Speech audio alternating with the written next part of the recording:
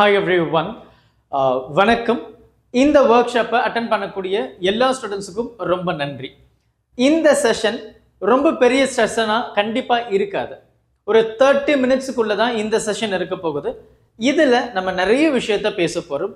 உங்கள் மனசில் இருக்கக்கூடிய நிறைய கேள்விகளுக்கான விடையை இந்த வீடியோவில் நம்ம ஈஸியாக பார்த்துடலாம். அண்ட் அது மட்டும் இல்லாமல் நாளைக்கு நமக்கு physics 12th CBSE board exam இருக்குது. உங்கள் எல்லாருக்கும் again all the very best. ரொம்ப நல்லா பண்ணுங்க. உங்களுடைய மைண்ட் செட் ரொம்ப ரொம்ப முக்கியம். இந்த இடத்துல நீங்கள் உங்களுடைய மைண்ட் எந்த அளவுக்கு கிளியராக வச்சுருக்கீங்களோ அந்த அளவுக்கு you can able to think.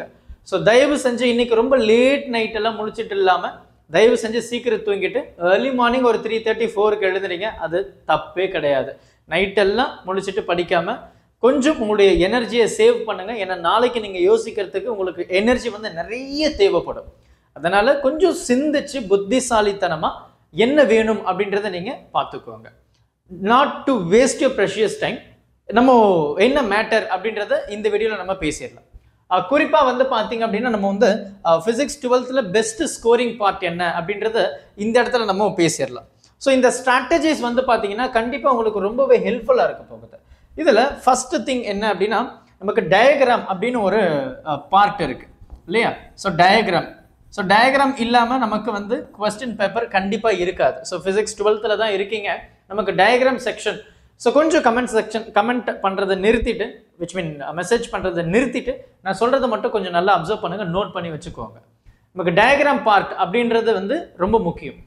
குறிப்பாக பார்த்தீங்கன்னா ஒரு சில இடத்துல 2 மார்க்லையும் 3 மார்க்லையும் 5 மார்க்லையும் நமக்கு 5 மார்க் விச் மீன் டயக்ராம் வச்சு நமக்கு ஆன்சர்ஸ் எல்லாம் இருக்கும் இல்லையா? லைக் இந்த மாதிரி எனர்ஜி பேண்ட் ஆகட்டும், இல்லை நமக்கு ஹாஃப் வேவ் ரெக்டிஃபை ஆகட்டும், full wave rectify, MCG, parallel conductor, what ever the thing, நமக்கு டயக்ராம் வச்சு கண்டிப்பாக ஆன்சர்ஸ் இருக்க போகுது. இது உங்களுக்கு ரொம்ப ஆச்சரியமான ஒரு விஷயத்தை நான் இந்த இடத்துல பதிவு பண்ண விரும்புகிறேன். நமக்கு டயக்ராம் மட்டுமே பார்த்தீங்கன்னா எனக்கு ஆன்சர்ஸ் எதுவுமே தெரியாது சார், வெறும் டயக்ராம் மட்டும் தான் நான் படிக்க போகிறேன் அப்படின்னா அந்த இடத்துலையே நீங்கள் 11லேருந்து அதாவது 11 to 14 மார்க்குக்கு நீங்கள் டயக்ராமில் மட்டுமே எக்ஸ்பெக்ட் பண்ணலாம். கண்டிப்பாக நீங்கள் எந்த பேப்பர் வேணால் எடுத்து பாருங்கள், ஆவரேஜாக 11 மார்க் இருக்கும். 11 மார்க்குக்கு கீழே எந்த கொஸ்டின் பேப்பரும் இருக்காது. ஸோ டயக்ராம் ரொம்பவே முக்கியம். அப்போ நீங்கள் டயக்ராம் வரையும்போது அதில் இருக்கக்கூடிய ஏரோ மார்க்கு என்ன பார்ட், அது ஏவா பியா, இல்லை இன்சிடென்ட் ஆங்கிளா, இல்லை ரிஃப்ராக்டட் ஆங்கிளா, ரிஃப்ளெக்ஷனா, இல்லை கரண்ட் டைரக்ஷனா, மேக்னெட்டிக் ஃபீல்ட் டைரக்ஷனா, இல்லை ஒரு சின்ன லென்த், இல்லை ஒரு பாயிண்ட் பியா, இல்லை வெக்டார் சிம்பிளா, இது எல்லாமே ரொம்ப பர்ஃபெக்டாக இருக்கணும். அப்போ ரொம்ப ஈஸியாக நீங்கள் என்ன பண்ண போகிறீங்க, 11 மார்க் எடுக்க போகிறீங்க. நான் ரொம்ப ஆவரேஜில் போகிறேன், ரொம்ப மினிமம் வேல்யூவிலே போகிறேன்னு. அப்போ 11 மார்க் நீங்கள் டயக்ராமில் மட்டுமே எடுக்க போகிறீங்க. இது ரொம்பவே ஆச்சரியமான ஒரு விஷயம் அப்படின்னு தான் நம்ம சொல்லணும். இதை நீங்கள் கண்டிப்பாக எதிர்பார்த்துருக்க மாட்டீங்க. நிறைய பேர் இந்த டெரிவேஷன்ஸ் ஃபார்முலா ப்ராப்ளம்ஸ்னு சொல்லிட்டு நிறைய ரொம்ப தீவிரமாக ப்ரிப்பேர் பண்ணிட்டு இருப்பீங்க. சைமல்டேனியஸாக இந்த விஷயத்தையும் ப்ரிப்பேர் பண்ண முயற்சி பண்ணுங்க. இன்னும் நமக்கு டைம் இருக்கு. ஸோ டயக்ராமுக்கு ஃபோக்கஸ் பண்ணுங்க. 11 மார்க் நமக்கு அதில் இருக்கு. ரெண்டாவது பார்த்தீங்கன்னா நமக்கு இந்த வருஷம் CBSE ஒரு சாம்பிள் பேப்பர் ரிலீஸ் பண்ணாங்க இல்லையா? இந்த சாம்பிள் பேப்பர் நீங்கள் ப்ரிப்பேர் பண்ணியிருப்பீங்க கண்டிப்பாக. இந்த சாம்பிள் பேப்பர்லேருந்து நமக்கு 3ல் இருந்து 4 மார்க்கு கம்பல்சரி வந்துடும். எப்படி 3ல் இருந்து 4 மார்க் கம்பல்சரி நமக்கு வந்துடும். அப்போது அந்த சாம்பிள் பேப்பர் உங்ககிட்ட இருக்குது, அதுக்கான சொல்யூஷன் உங்ககிட்ட இருக்குது, எல்லாமே CBSE வெப் போர்ட்டலில் பண்ணியிருக்காங்க. அப்போ நீங்கள் அதை டவுன்லோட் பண்ணி படிக்க தான் போகிறீங்க. ஆல்ரெடி படிச்சிருப்பீங்க. ஸோ அப்படி படிச்சிருந்தீங்க அப்படின்னா ரொம்ப சூப்பர். நீங்கள் 4 மார்க்கு தாராளமாக எக்ஸ்பெக்ட் பண்ணலாம். ரைட்டா? அப்போ இது நமக்கு முடிஞ்சது. 3வது விஷயம் என்ன அப்படின்னா நமக்கு ஒரு சில டைமில் இந்த கிரேஸ் மார்க் அப்படின்றது ஒன்று வரும். எப்போவுமே it plays very important role. இந்த கிரேஸ் மார்க் பார்த்தீங்கன்னா அகெயின் ஒரு 3லேருந்து 4 மார்க் தாராளமாக எக்ஸ்பெக்ட் பண்ணலாம். ஸோ எந்த மாதிரி சார் கிரேஸ் மார்க் இருக்கும் அப்படின்னா சில டைம் நமக்கு அவுட் ஆஃப் சிலபஸ்ல இருந்து கேள்வி வரலாம், இல்லை சில டைம் நமக்கு ஆப்ஷன்ஸ் தப்பாக இருந்திருக்கலாம், சில டைம் நமக்கு இந்த கேள்வியை கூட தப்பாக இருந்திருக்கலாம். அந்த மாதிரி இடத்துல வந்து பார்த்தீங்க அப்படின்னா நமக்கு கிரேஸ் மார்க் வந்து ஒரு 3ல இருந்து 4 மார்க் வந்து நம்ம தாராளமாக எக்ஸ்பெக்ட் பண்ணலாம். ஸோ பேப்பர் கரெக்ஷன் போகிற டீச்சர்ஸ்க்கு கண்டிப்பாக இதை பற்றி தெரியும். ஈவன் நானுமே சிபிஎஸ்இ பேப்பர் கரெக்ஷன்ஸ் பண்ணியிருக்கேன். ஸோ கிரேஸ் மார்க் வந்து நமக்கு ஒரு 3ல இருந்து 4 மார்க் வந்து நம்ம எக்ஸ்பெக்ட் பண்ணலாம் கண்டிப்பாக. ஸோ அதனால தான் நம்மளுடைய டீச்சர்ஸ் எல்லாருமே ப்ரிப்பரேஷன் பண்ணும்போது இல்லை பேப்பர் ப்ரெசன்டேஷன் பண்ணும்போது எந்த கேள்வியும் மிஸ் பண்ணாமல் வந்துருங்க. ஆன்சர் தெரியல அப்படின்னா கூட கேள்வியோட நம்பரை போட்டுட்டு வந்துருங்கப்பா அப்படின்னு சொல்லுவாங்க. ஸோ அதுக்கான விடை தான் வந்து இந்த இடத்துல நம்ம வந்து பார்க்க போகிறோம். அப்போது நம்ம எந்த கேள்வியும் மிஸ் பண்ணாமல் எல்லா கேள்வி நம்பரும் போட்டிருக்குமா அப்படின்னு பாருங்க. ஏன்னா ஒரு சில டைமில் நமக்கு பதட்டமான சூழ்நிலை வரும்போது நமக்கு எது அவுட் ஆஃப் சிலபஸ், எது தப்பான கேள்வி, எந்த ஆப்ஷன் எனக்கு சரியா இல்லைன்றது நம்மளால யோசிக்க முடியாது. ஸோ அந்த இடத்துல எனக்கு இது தெரியாது சொல்லிட்டு நீங்கள் நிறுத்துறதை விட்டுட்டு தயவு செஞ்சு அந்த கேள்வியை அட்டன் பண்ணுங்க. அட்லீஸ்ட் குவெஸ்டின் நம்பர் ஆச்சு போடுறதுக்கு முயற்சி பண்ணுங்க. ஸோ கண்டிப்பாக பண்ணணும். முயற்சி என்ன முயற்சி கண்டிப்பாக பண்ணிடுங்க. ஸோ அது வந்து நமக்கு 4வது முக்கியமான விஷயம். அப்போது இதிலேருந்து நம்ம 11 மார்க்கு, இதிலேருந்து ஒரு 3 மார்க்கு, இதிலேருந்து ஒரு 3 மார்க் எடுத்தாலுமே நமக்கு 17 மார்க் வந்து இப்போது ஈஸியாக கிடச்சிருச்சு. எப்படி ரொம்ப ஈஸியாக கிடச்சிருச்சு. அடுத்து வந்து பார்த்தீங்கன்னா நமக்கு இந்த ப்ராப்ளம் செக்ஷன் வந்து ரொம்பவே கஷ்டமான ஒரு பார்ட்டு தான். இப்போது நீங்கள் ப்ராப்ளம் அட்டன் பண்ணும்போது நமக்கு வந்து பார்த்தீங்கன்னா ஒரு சில இடத்துல நமக்கு வந்து தெரியாமல் இருக்கிறதுக்கு வாய்ப்புகள் இருக்குது. நம்ம ரொம்ப நிறைய ப்ரிப்பேர் பண்ணியிருப்போம். ஆனால் நமக்கு அந்த கேள்வியை பார்க்கும்போது அந்த நர்வஸ்னால நமக்கு எதுவுமே ரீகலெக்ட் பண்ண முடியாமல் போயிடும். அந்த இடத்துல ஒரு சில கேள்விகளில் வந்து நமக்கு டயக்ராம் இருக்கும். நல்லா நோட் பண்ணி வச்சுக்கோங்க. டயக்ராம் இருக்கும், கேள்விலேயே டயக்ராம் இருக்கும். அப்போது இந்த ப்ராப்ளம் செக்ஷனில் நீங்கள் அந்த டயக்ராமையும் மேண்டேட்ரி வரைஞ்சிக்கணும். டயக்ராமை கண்டிப்பாக வரையணும். அந்த டயக்ராமுக்கு மார்க் இருக்குது. நீங்கள் நம்பரில் கண்டிப்பாக கேள்வியில் இருக்கிற டயக்ராம் அது தியரியாக இருந்தாலும் சரி, ப்ராப்ளமாக இருந்தாலும் சரி, நீங்கள் கட்டாயம் வரையணும். நியூக்ளியில் வர்ற ஈக்குவேஷனாக இருந்தாலும் சரி, அதை எழுதுனீங்கன்னா கண்டிப்பாக உங்களுக்கு 1லேருந்து ½ மார்க் மேண்டேட்ரியாக இருக்குது. ஸோ தயவு செஞ்சு டயக்ராம்னு விச் மீன் கேள்வியில் இருக்கிற டயக்ராமாக இருந்தாலும் சரி, ஈக்குவேஷன்ஸாக இருந்தாலும் சரி, பேலன்சிங் பண்ணுற நியூக்ளியர் ஈக்குவேஷனாக இருந்தாலும் சரி, இல்லை எதனா ஒரு சின்ன சின்ன பார்ட்டாக இருந்தாலும் சரி, தயவு செஞ்சு நீங்கள் ஆன்சர் ஸ்கிரிப்டில் வரையணும்.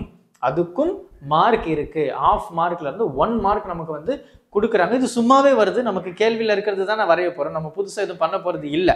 ஸோ அது நீங்கள் பண்ணுறதுக்கு முயற்சி பண்ணுங்கள். ஸோ டயக்ராம் வந்து மேண்டேட்ரி. அடுத்து நீங்கள் கேள்வியை படிக்கும்போது ஃபார்முலா கட்டாயம் உங்களுக்கு வந்து தெரிஞ்சிருக்கும்ப்பா. கட்டாயம் உங்களுக்கு ஃபார்முலா தெரிஞ்சிருக்கும். அப்போது இதில் நமக்கு வந்து ஒரு ½ மார்க் வந்தாலுமே இதில் நமக்கு 1 மார்க் வந்துடும். ஸோ அப்போ 1½ மார்க் வந்து நம்ம ஈஸியாக ப்ராப்ளம் சால்வ் பண்ணாமலே நம்ம வந்து இதை எழுதிட்டோம் இல்லையா? ரொம்ப ஈஸியாக நமக்கு வந்து கிடைச்சிருது. 1.5லேருந்து 1 மார்க் வந்து கண்டிப்பாக கிடைக்கும். அதில் எந்த சந்தேகமும் கிடையாது. 1 மார்க் ஃபார் ஷுர்.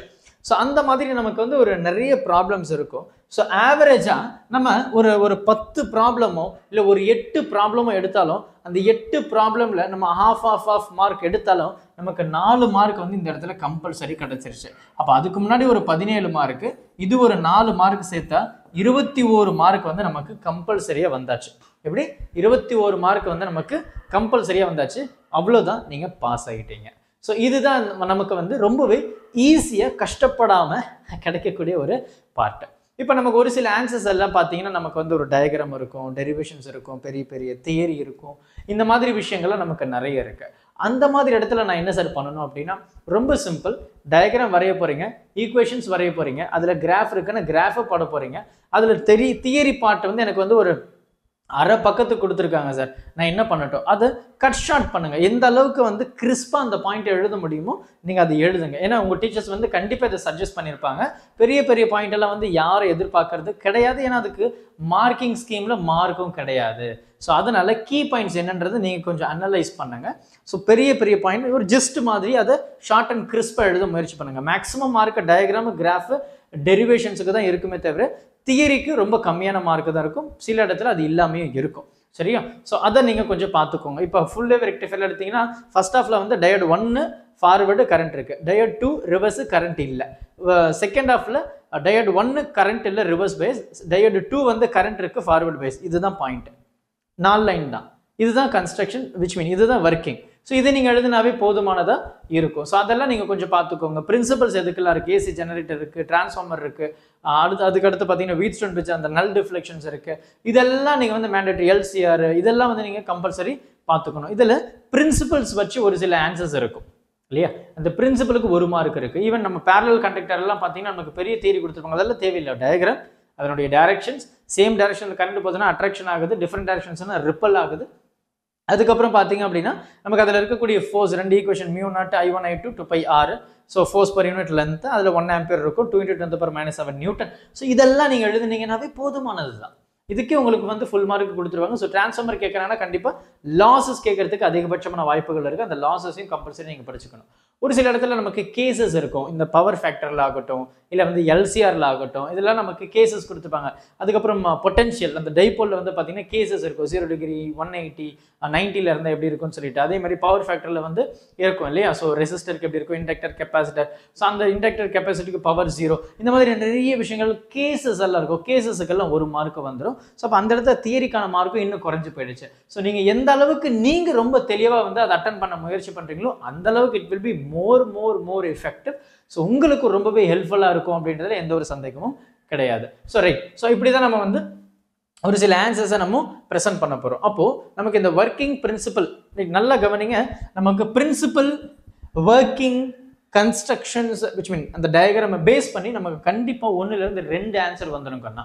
அப்போது பிரின்சிபல் அப்படின்னாவே அதுக்கு வந்து 1 மார்க் நமக்கு கொடுக்குறாங்கன்னு வச்சுக்கலாம். அதில் இருக்கிற டயக்ராமுக்கு 1 மார்க்கு, கிராஃபுக்கு 1 மார்க்கு. அப்போ 3 மார்க் இங்கேயே ஒரு ஆன்சருக்கு வந்துருச்சு அப்படின்னா நம்ம ஈஸியாக இன்னொரு ஆன்சருக்கு நமக்கு எப்படி டயக்ராம் தெரியாமையா இருக்கும், ரைட்? டயக்ராம் தெரியலனா அதோடைய பிரின்சிபல் தெரியாமையா இருக்கும், அதில் கிராஃப் தெரியாமையா இருக்கும். ஸோ அது எல்லாமே வந்து பார்த்தீங்கன்னா நம்ம வந்து ஒரு 4 மார்க் ஆட் பண்ணால் 25 மார்க்கை நம்ம ரொம்பவே ஈஸியாக அட்டன் பண்ணிட்டோம். அப்போது ப்ராப்ளம் எப்படி அட்டன் பண்ணணும் அப்படின்னு நான் சொல்லியிருக்கிறேன் இல்லையா? ஸோ ப்ராப்ளம் வந்து நமக்கு வந்து ஃபஸ்ட்டு கொஸ்டினை ரீட் பண்ணுங்க. நம்மள நிறைய ஸ்டூடெண்ட்ஸ் பண்ணக்கூடிய மிஸ்டேக்ஸ் என்னன்னா, ஒரு லைன் பார்த்துட்டு எனக்கு கேள்வி புரியல அப்படின்னு டிசைட் பண்ற ஒரு கூட்டமும் இருக்கு. ஒரு லைனை பார்த்துட்டு இதுதான் ஆன்சர்னு சொல்லக்கூடிய கூட்டமும் இருக்கு. இதுதான் நம்ம பண்ணக்கூடிய தப்பு. ஒரு லைன் பார்க்கும்போது எனக்கு கேள்வி புரியாம இருக்கும், இன்னும் அடுத்த 2 லைன் பார்க்கும்போது கேள்விக்கான அர்த்தம் நமக்கு முழுசா புரியும். அப்பதான் அதுக்கான விடையும் நமக்கு தெரியும். ஒரு லைனை பார்த்து இதுதான் கேள்வி அப்படின்றத தயவு செஞ்சு முடிவு பண்ணாதீங்க. ஒரு சில டைம்ல ஒரு லைனை பார்த்ததும் எனக்கு இதுதான் ஆன்சர்னு தெரியும், ஆனா அது ஆன்சரா இருக்காது. இன்னும் 2 லைனை நீங்க படிச்சீங்கன்னா அந்த ஆன்சரே டோட்டலா மாறும். ஸோ கேள்விக்கு டைம் வந்து நீங்க ஸ்பெண்ட் பண்றதுக்கு முயற்சி பண்ணுங்க. பிகாஸ் இதுதான் லாஸ்ட் மூமெண்ட்ல இருக்கீங்க. இதுக்கப்புறம் நீங்க பிசிக்ஸ் தொட போறதும் கிடையாது. அப்போ நீங்க கேள்விக்கு அதிகபட்சமான டைமை நீங்க ஸ்பெண்ட் பண்ணாதான் அதுக்கான குவாலிட்டியான ஆன்சர்ஸை உங்களால அட்டென்ட் பண்ண முடியும். ஸோ ஒரு லைன் 2 லைனை பார்த்துட்டு உங்களுடைய ஆன்சரை ஷார்ட் லிஸ்ட் பண்ணாம அதுக்கான ஒரு கம்ப்ளீட் கொஸ்டினை ரீட் பண்ணி உங்க மைண்டுக்கு திங்க் பண்றதுக்கு கொஞ்சம் டைம் கொடுத்தீங்க அப்படின்னாவே கண்டிப்பா அதுக்கான விடை வந்து உங்களுக்கு தெரிய ஆரம்பிச்சிடும். சரி சார், இதுல எனக்கு ஃப்ரீக்வெண்டா கேட்கக்கூடிய ஸ்டூடெண்ட்ஸ் என்ன அப்படின்னா, கேள்விகள் என்ன அப்படின்னா, சார் நான் 1 வேர்டு ஸ்டார்ட் பண்ணாம 2 மார்க்கா 3 மார்க்கா 5 மார்க்கா அப்படின்னு சொல்லி கேட்குறீங்க, கேஸ் ஸ்டடி அப்படின்னு சொல்லிட்டு. ரொம்ப சிம்பிள் கண்ணா. இப்போ ஒரு டீச்சர் வந்து பேப்பரை கரெக்ஷன் பண்றாங்க, நீங்களே கரெக்ஷன் பண்ண போறீங்க அப்படின்ற பட்சத்துல நீங்க என்ன பண்ணுவீங்க? எனக்கு வந்து ஸ்டார்டிங்லேயே பேப்பர் வந்து ஸ்கிரிபிள் பண்ணியிருக்கு, நிறைய ஆன்சர்ஸ் வந்து தப்பா இருக்கு அப்படின்னா நமக்கு ஆட்டோமேட்டிக்கா மைண்டில் என்ன தோணும்? ஐயோ இதுக்கப்புறம் எல்லாமே தப்பா தான் இருக்கும் போல இருக்கே. சைக்காலஜிக்கலா நம்ம பேசக்கூடிய ஒரு விஷயம் தான். அப்போ நீங்க என்ன பண்ணணும் அப்படின்னா, பெரும்பாலும் ஒரு 7லேருந்து 8 பக்கத்துக்கு பெர்ஃபெக்டா தெரிகிற ஆன்சரை எழுதுங்க. தெரிகிற ஆன்சர்ஸை எழுதுறது வந்து உங்களுக்கு பெட்டரான ஒரு ஆப்ஷனாக தான் இருக்கும் இந்த இடத்துல. ஏன்னா ஒரு டீச்சர்ஸ் வந்து கரெக்ஷன் பண்ணும்போது, பையன் நல்லா எழுதியிருக்கானே, இந்த பொண்ணு நல்லா எழுதிருக்கே, அது எங்களுக்கும் தெரியாது பையனா பொண்ணா அப்படின்னு ஜென்ரலாக சொல்கிறேன். இந்த பேப்பரில் ரொம்ப அழகாக இருக்கே அப்படின்னு சொல்லிட்டு நாங்கள் வந்து அதை ஃபாலோ பண்ண ஆரம்பிச்சிருக்கோம். ஸோ பெட்டர் நீங்கள் என்ன பண்ணுங்க, எனக்கு எம்சிக்யூ பெர்ஃபெக்டாக தெரியும் சார், இதில் எந்த ஒரு மிஸ்டேக்ஸும் இருக்காது, 100% ஷுவர் அப்படின்னா you can go with 1 word, there is no mistakes. இல்லை சார் நான் வந்து 2 மார்க்கில் பெர்ஃபெக்டாக இருக்கேன், go with 2 mark. So 3 mark go with that, 5 mark go with that. So நீங்கள் எதில் ரொம்ப ஸ்ட்ராங்காக இருக்கீங்களோ அதில் நீங்கள் போகிறது வந்து பெட்டராக இருக்கும் ஸ்டார்டிங்கில் இருந்து. ஃபார் எக்ஸாம்பிள் எனக்கு வந்து 2 மார்க்கில் வந்து ஒரு 6 கேள்வி எழுதணும், 3 மார்க்கில் ஒரு 5 கேள்வி எழுதணும் சார். எனக்கு ஆனால் 2 மார்க்கில் 6ல் 3 தான் சார் நல்லா ஸ்ட்ராங்காக தெரியும், 3 மார்க்கில் எனக்கு 2 தான் சார் ஸ்ட்ராங்காக தெரியும். அப்போ இந்த 3 2 மார்க் எழுதிட்டு அடுத்து எனக்கு வரக்கூடிய இந்த 2 2 மார்க்கை தப்பாக தான் இருக்கும், இல்லை அரைகுறையாக தான் சரி தெரியும் அப்படின்னா நான் அதை எழுதலாமா? வேண்டாம். 3 தரவா இருக்கிற 2 மார்க் எழுதுங்க, அடுத்து 3 தரவா இருக்கிற 3 மார்க் எழுதுங்க, அடுத்து தரவா இருக்கிற 5 மார்க் எழுதுங்க. எது டைலமோ ஸ்டேஜில் இருக்கோ அது நீங்கள் கடைசியில் எழுதுறது ரொம்ப ரொம்ப ரொம்ப பெட்டர். டீச்சர்ஸ் கரெக்ஷன் பண்ணும்போது திட்டெல்லாம் மாட்டோம், சரியா?